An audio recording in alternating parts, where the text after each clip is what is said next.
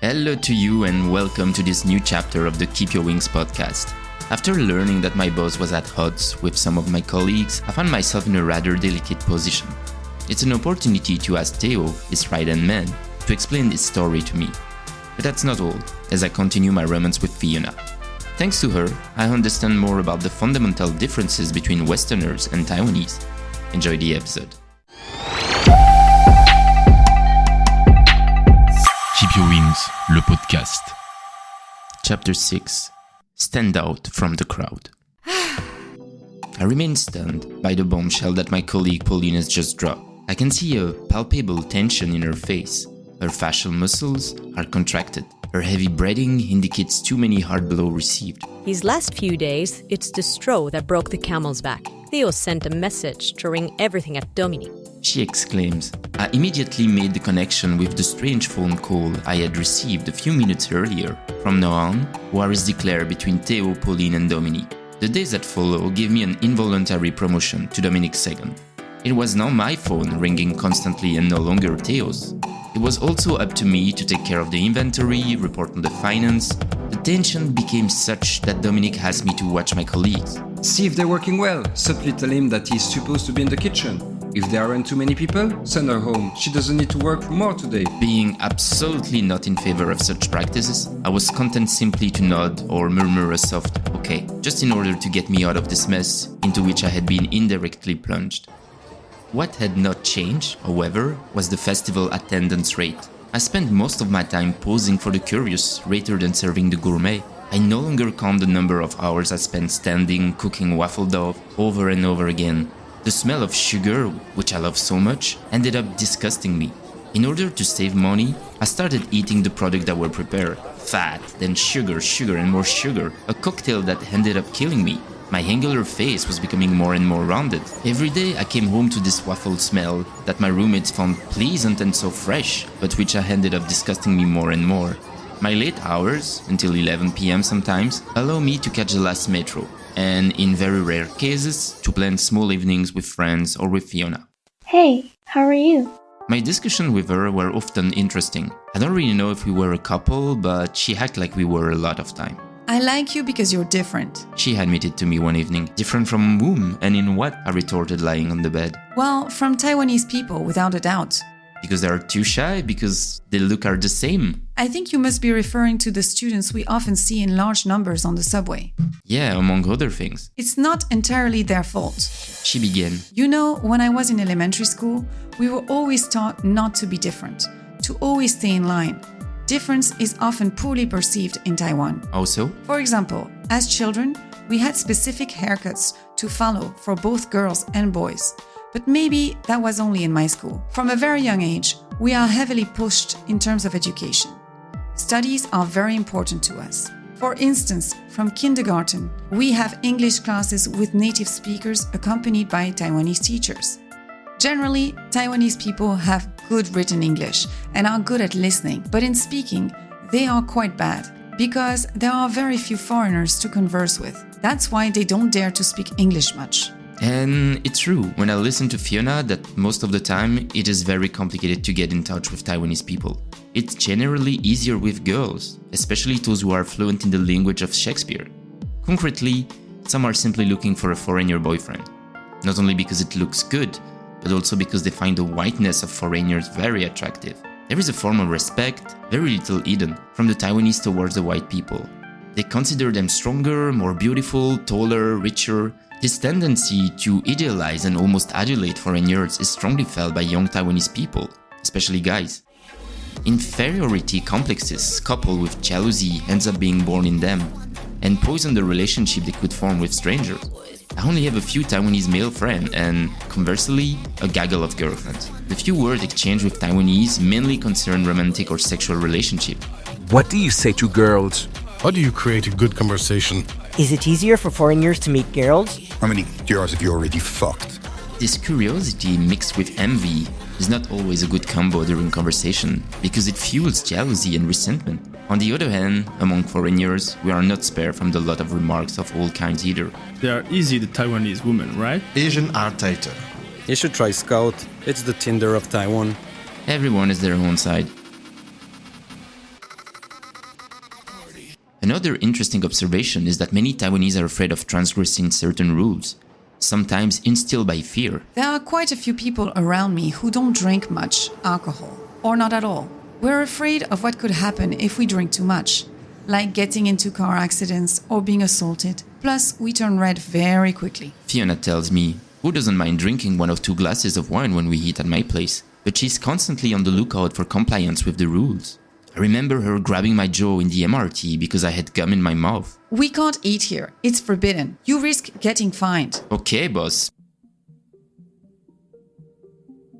The last day of work is finally upon us, and it's not too soon. Even if the atmosphere is not yet too heavy, the absence of Dominique has a lot to do with it, the repetitive side is slowly starting to tire me. I then received a message from the boss offering me to return to my position in December for a period of 1 month during an upcoming event. I respond straight away, okay, but first we need to have a full-on conversation about work. I need to clarify some things. We then set up a meeting a few days later to discuss the continuation of our collaboration. However, I am too curious not to ask Théo what really happened with Dominique, given that he worked with him for a year. He promised me to send me an email to tell me the whole story. I had to wait several months to discover with amazement a 56-page story. Théo's resentment was matched only by his desire to re-establish the truth and to justify this rage that he had contained for far too long. I met my Taiwanese girlfriend in 2014 in Japan, in a Japanese language class. 8 months later, I had to return to Belgium, and shortly after, she had to go back to Taiwan. I came back for good in October. He begins in order to contextualize his situation. With limited saving, I needed to find a job quickly. I started looking in Taoyuan and nearby areas. I mainly targeted places run by foreigners. Given my lack of Chinese skills, this search quickly proved fruitless. So I turned to Taipei and happened to stumble upon an event announcement featuring Dominique's brand. Very quickly, a telephone interview was carried out, and Théo perfectly matched the expectation of our respective boss. After showing me his boots and sharing some of his ambitions, he told me he couldn't hire me immediately, but would be opening a sales point at Taipei main station, starting January 2017, and wanted me as a manager. He wanted a foreigner to make it seem more authentic. He writes, while I can't help but giggle remembering exactly having heard this sentence during my own interview, he continues. Impressed and convinced by the project, I accepted this offer. But now, in December, Dominique already needs him. He secured a contract for the Taipei 101 Christmas market, which require a lot of work hours. From December 9 to 28, I worked 225 hours without any day offs and no breaks for food or bathroom during the day. The staff was too small and we never had time to rest. It was understandable as no one had anticipated such a crowd at the market. Later, we managed to recruit a few people for the final days, but it didn't lighten my workload. However, the salary was disappointing compared to what I expected. Mid-January arrived, but there was no bonus. I started discussing it with Pauline, who already worked for Dominique. Eventually, he explained to her via message that he had increased the overtime rate and disliked discussing such matters over the phone, preferring face-to-face. Yet, as you might have noticed, he was hardly ever around. Théo confides to me afterward. A few days after this news, I found a paper in the kitchen. It was a summary of our December wages. After some quick calculations, I realized we had all been paid much less than we should have been. Rages Théo, who I imagine must have slammed his finger with irritation on the keyboard of his computer. Théo notified Dominique, but the latter only promised him a better situation. He sends him this message. Okay, you weren't supposed to know this yet, and keep it to yourself. But I was planning to promote you to manager for the shop we're opening in July at TPE main station. But I don't want any more overtime hours. You sort it out. But I don't want any more overtime hours. Théo doesn't really believe it, but decides to still hope a little and struggles with Pauline and her colleague to avoid overtime. However, the pressure increases. Dominique, being very rarely present at the booth, begins to call Théo many times a day. A habit that quickly becomes annoying, especially when Théo realizes that Dominique changes his mind, like he always do. Make wafers with strawberries? No, make them with bananas. Cut the wafers in half, don't cut them in half anymore.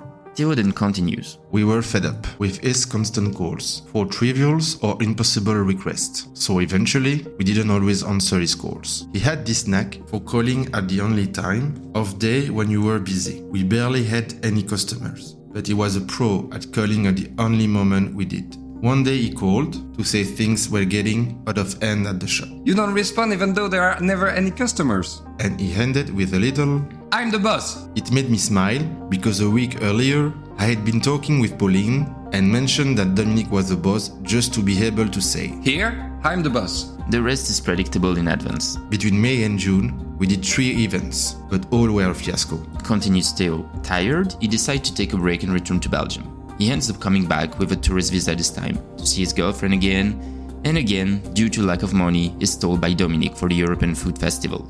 At first, I saw this event as a great opportunity. Once again, I was completely wrong. He regrets once again. And there you have it. After this accumulation for a full year, Théo breaks down and argues with Dominique. He retorted that I should be grateful because he hired me, even though I had become illegal with my tourist visa. I acknowledged that, yes, indeed, few people would have hired me under those conditions. But there were many things he couldn't have done without me.